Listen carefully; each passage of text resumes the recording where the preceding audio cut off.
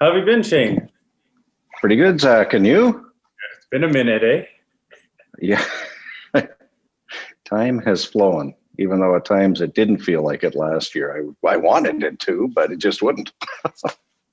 How's things been for you and everybody at Shane Homes? You know what? If you would have asked me this question, 10 months ago, I would have told you it was a little tenuous.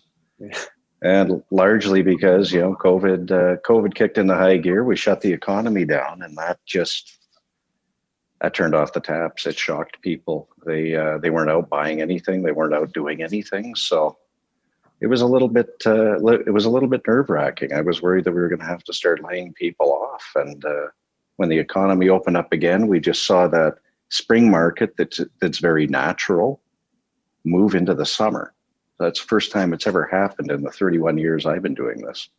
Good Lord. And did you keep the same staff during this whole time, and were they on? Yeah. Well, we had to. I kind of made the comment to everybody, or made the promise rather, that, if we could just break even this year, I'll keep everyone employed. I don't care about making a profit. So that was the biggest thing. I wanted to make sure that, there's enough going on in the world that people didn't have to worry about job security as the other problem. It's been pretty bad out there for a lot of people. Yeah. I know, and I didn't want to contribute to that. And it's sad to see, because even I have friends out there who have had to shut down their companies, and they don't know what to do. Have you found growth during this time, personal growth? Oh yeah, for sure. I mean, we have all this spare time on our hands now. I think that the funniest comment that Matt made to me at one point in time was, he says, "I'm used to you being out of the house, 3 nights a week doing something." And he says, "Now you're home every night."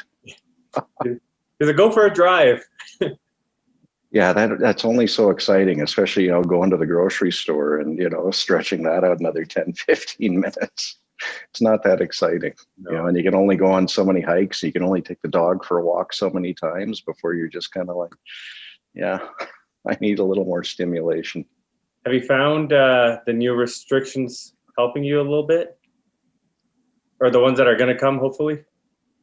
You know what? Not really, no. I mean, but we were, as a home builder, we were considered an essential service. So, we still came into the office day after day. But even right now, with the restrictions that came in before Christmas, we were already doing split shift. And we have roughly 15,000 square feet of office space for our staff here. And, when you've only got, when you're shifting off and you've only got 15 people in the office at any given point in time, that's a lot of room between. How is the growth in the markets in real estate right now? Has it been picking up, or has it been stagnant? It's been relatively consistent. I wouldn't say it's, at what we would consider a normal level, Zach, but it's definitely better than what it could be. Shane, I know last year. Yeah. I got to admire you for one thing, though, just on a side note. At 3 o'clock exactly, you're on. You're so punctual every time. What? As long as I've known that's what you're supposed to do, isn't it? Yes, but how many people are? We were going to go for beers. Actually, you were waiting for me, and I was like around the corner, and you're like, yeah. Where are you? Where are you? I'm like, at the stop sign. I'm coming. I was like, it's like 2 minutes. Hey, it's just the way I'm built, I'm either there ahead of time or I'm there right on time. It's admirable. That's for sure. How is I guess what is something you've learned during the pandemic that you've applied to your personal self and obviously to your business? Well, personally, it gives you an opportunity to kind of revisit some things from the past. I got some encouragement from Matt even. I picked up, comic books again, just flipping through stories, just to pass the time, because you can only read so many business books before you just need an absolute break in your own mind. You've been amazing on social media, though. I got to say that. Oh, thank you. All the videos. No, well, that was the other thing I guess I picked up even professionally is, the marketing team kind of looked at me and, one time, and they just said, you could really help support us. You could, and I said, how? And they said, you could do a little bit more. I'm like, oh, okay.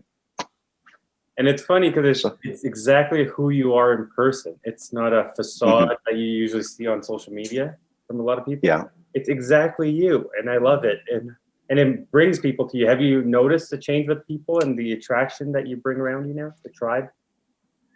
Yeah, no, that's been important. You get some very like-minded people, and it's actually fun to have some of these conversations now. Whereas, before it was very, I don't know how else to call it. It's almost very salesy at times. Hi, I'm this person. I got this product to sell. When can we set up 15 minutes to get to have a conversation? Versus now you get people coming back saying, that story really inspired me, and this is why, and this is how, and that's enjoyable because you feel like you're making a bit of an impact on people.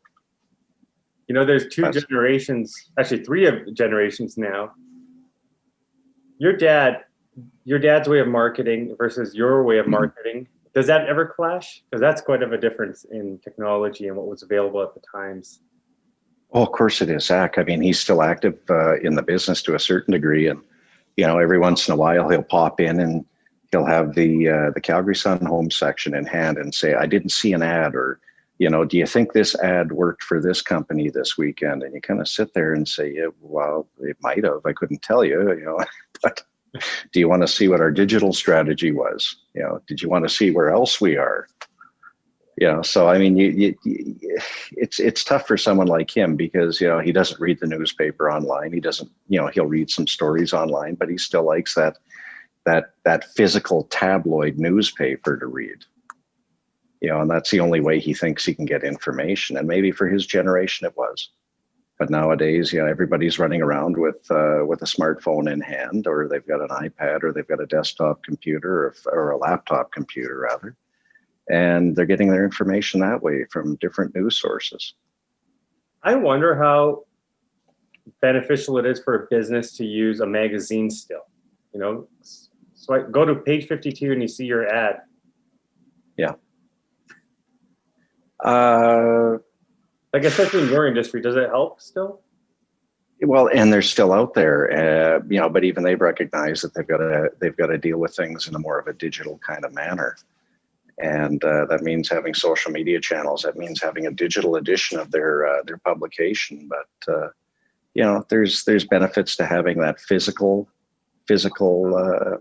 magazine or print publication, but it's starting to diminish more and more every day. As people become more used to it. Like, I still buy a physical book as an example, only because I like reading them. But I have tried them on Kindle as well. It's not the same, is it? No. And people say, well, I love it, and I can highlight all these sections and go back to them. And you sit there and say, yeah, but there's something about having the physical book. I mean, come on, I still have physical books on my shelf. So. And there's a reason for that, because I just like flipping into them on occasion. I don't like to be attached to my electronics 100% of the time. What's one of your favorite books?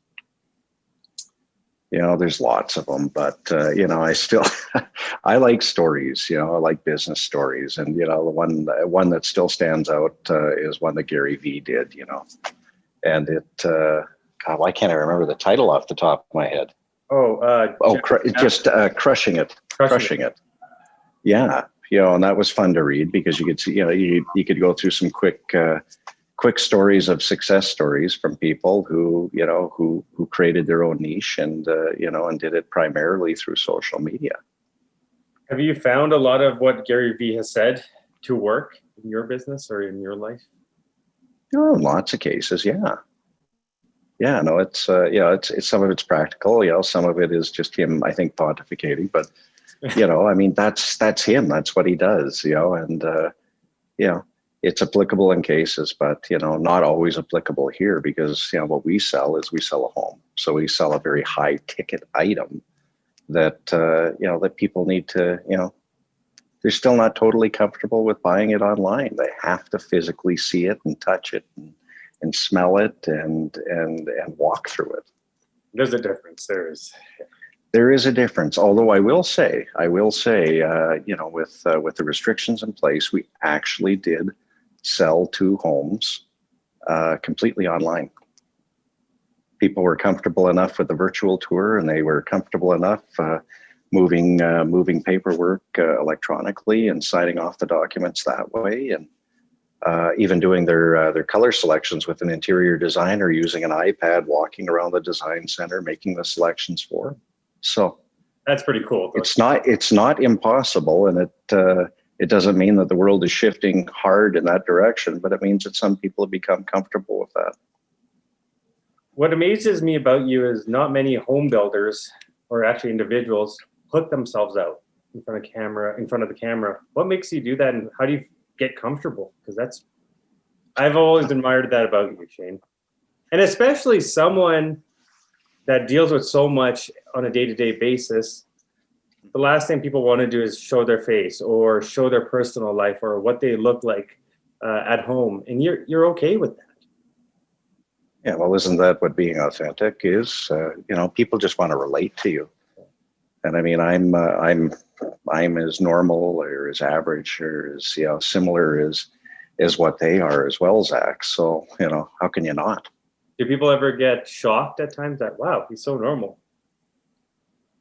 Yes, yes, they do. Especially when you go out for coffee with them. Yeah. They ask for a little bit of time, and in some case, in most cases, you can't accommodate everybody with a request, but in certain cases you will. And I mean, it could be a variety of people. It could be somebody who just wants some advice on their product, or somebody who wants to sell you a product. Somebody who just wants to meet, because they've shared a lot of conversations with you, so they really want to put a live person to the conversation. And I'm more than happy to do that. How do you protect your energy? I think it's one thing that I had to learn to do better over the past year, Zach, because as you can appreciate, everything's shut down, and Zoom is Zoom meetings or any other communication platform like that. There's a benefit, and it can also be a bit of a detriment, because now people are sitting there saying, well, now I don't have to waste your time for an hour. I just need a half an hour of your time. Well, I have a job to do in between. So, I've really tried to kind of narrow that down to say, yes or no, or I can do it a month from now, or I could do it a couple of months from now. But, you do have to protect yourself that way, or you're gonna be exhausted every day. Yeah, I came to that point where I was done. I was like so tired of people just because not to be negative, but there's a lot of takers out there too, right? Of your energy. Oh, sure. And especially on social media, if your finger's always on the pulse, you're like, oh, stop, everybody. Yeah. You do have to protect yourself that way, and you don't want to exhaust yourself, because at the end of the day, you're still here for a reason. You have a business to run, you have an income that you have to make, and you do have to devote your time to it. So this to me in a lot of ways is like giving up your personal time, and I'm only prepared to give up so much of that. Hey, you know what? We have only one life, right? So that's right. Ticking. Yeah. Yeah. Not to scare anybody, but yeah. How is any plans for any new ideas or any new videos or anything coming up that you're going to be doing? Oh, there's always stuff like that now. We started collaborating a little bit more with our sales and marketing team. So you do pick up a few ideas that way, and now it's just a matter of having a schedule and having a plan in place to help put it together. What's nice is our sales team are finally jumping on board, and they're starting to understand the importance of doing this, because it's a new way of marketing, and that's just what we do. What was one of your biggest fears you overcame this year or this past year? Oh, there's always a few. One of them was probably doing more video, as an example, because I don't necessarily like watching myself on video. I'm okay with it now, but it was just kind of getting over that, finally saying, okay, to hell with it, I'm just going to do it. So that was kind of a fun personal one. And like I mentioned earlier on, the business one was, ensuring that we're taking care of our staff here, because, when you're fearful that you don't want to lay people off. I mean, that's scary. It's not a good feeling, and it takes you down for weeks at a time, when you're changing people's lives that way. So that was a personal one and a professional one. And Unfortunately, we came through it. in terms of the elections, are you excited for it for 2021? No, those are exhausting. I know. It's sifting through what'll probably have, you'll probably have over 200 people try and run for office because you have that many more people who are unemployed and they have a reason or they have an idea why they want to run for office and make a change. But it's not for the faint of heart nowadays. Candidates, especially politicians in general, are in a bigger fishbowl than they ever have been, courtesy of social media. And, there's some good people out there. There's some good people on council, and there's some people who, their time is up, but I've always been a big believer of term limits, no matter what level of government for politicians. Because even myself as a private business owner, I'm only capable of being fresh and uplifting and progressive for so long before even I've got to step aside and say somebody else has got to take this and run with it. Can we see another Wenzel in the family taking it over sooner or later? It's possible. I mean, Sebastian's working here part-time right now. And if he wants to pursue this, he can. If he doesn't, then that's fine by me. Are you getting tired of being in the business, or are you? No, because I think there's still a lot left here to do.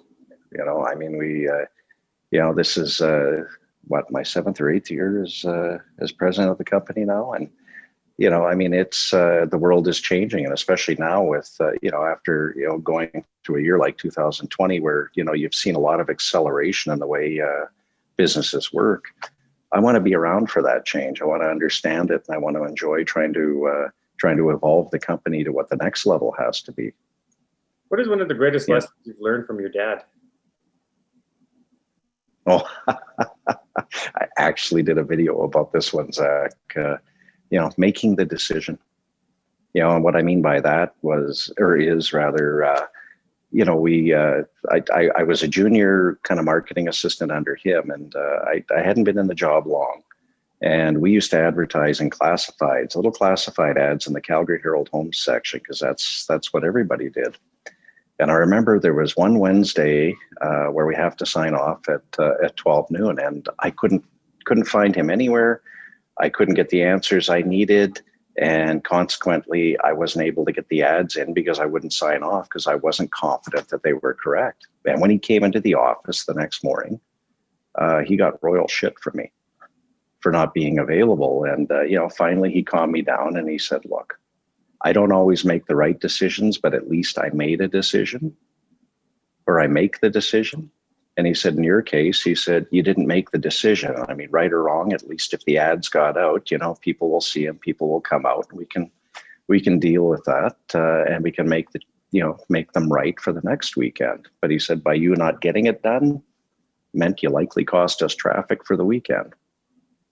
It's probably one of the most important lessons I ever learned, and I learned that one early on. Have you learned anything from your mother? She's such a sweet lady, by the way. I met her that one. I still learn things from my mother, because she refuses to quit working until the day she dies. I remember that time she was working and she's just running the show of everyone. I'm like, wow, how does she run all this? Like, it's crazy. She moves around. Because she just loves to do that. So, she, went from being an oil consultant to having her own oil consulting firm, to market research and working on, not-for-profit boards. And, now she has all that, and she's, seems like she's a part-time activist too. So she keeps busy, but, what you learn from her is, there's a lot of drive that she has, and it's inspiring. Just like you mentioned, she's here, she's over here, she's doing this.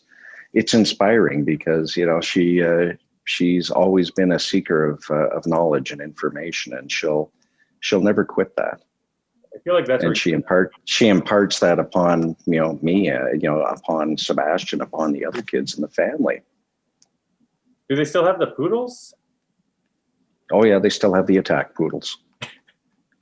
look at either one of them the wrong way and the poodles will attack. Oh yeah, I grew up with the teacup poodle, and they're kind of vicious sometimes. Well, Shane, thank you so much for your time today. I look forward to actually doing this in person one of these days. That would be nice, Zach. I know It's been too long. for years. Yeah. Yeah. Thank you so much, Shane. But thank you. Yeah, thanks for having me on. I appreciate it. We'll chat soon.